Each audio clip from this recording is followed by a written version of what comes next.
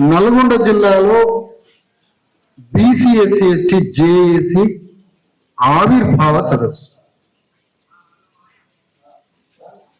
ఆవిర్భావం కాదు, ఆవిర్భావ సదస్సు. ఈ సదస్సులో బీసీ ఎస్సీ ఎస్టీ జేఏసీ అనే వేదిక దేనికోసం అనే ఒక మేధో మథనం ద్వారా దాని యొక్క ఆవశ్యకతని ఆవిష్కరించడం జరిగింది. ఈ సదస్సు నుంచి ఒక నెల రోజుల్లో ఆగస్టు 15 ఆ ప్రాంతం ఒక భారీ సభ కూడా నల్గొండలో పెట్టారు.